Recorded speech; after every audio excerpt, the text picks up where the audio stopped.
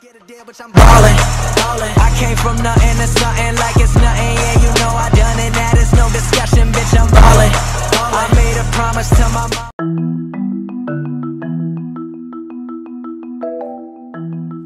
mom. Are electronic cigarettes dangerous? At this point, the public health expert in me is screaming, "Of course, you idiot! Do you know nothing?" Certainly, there are very real fears that these sleek electronic tubes are hooking a new generation of kids on nicotine, and that this drug should not be considered safe and socially acceptable in any form. But, as with most things, reality is a little more complex.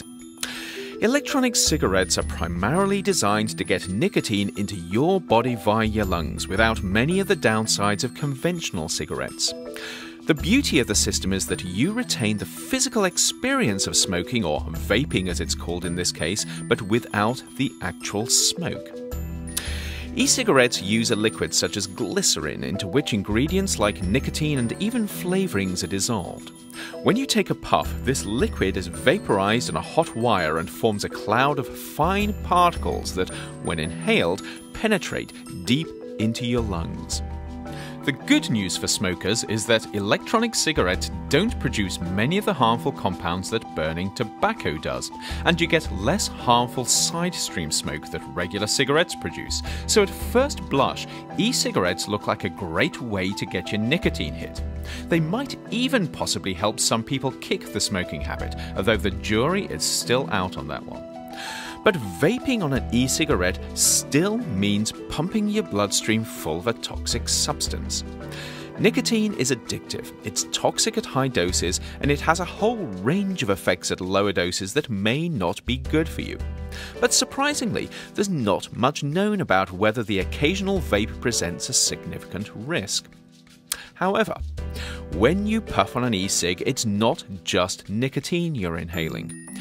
Recent research has shown that in addition to what they're designed to do, some electronic cigarettes deliver a range of hazardous metals and other chemicals direct to your lungs with each inhale.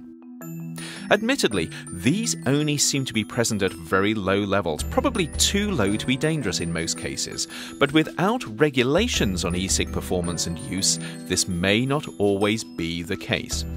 What's worse, because of these potential contaminants, even nicotine-free electronic cigarettes may be more harmful than people think if they're not regulated. That said, there's no reason why the technology can't be developed to avoid unwanted contamination. The trouble is, while agencies like the US Food and Drug Administration can potentially regulate e-cigs on the basis of their nicotine content, it's not quite so clear how much jurisdiction they have over other substances that may be in your e-puff, whether they're intended to be there or not. If you have any thoughts on electronic cigarettes and their regulation, please join the conversation in the comments. And remember to check out the additional resources in the blurb below.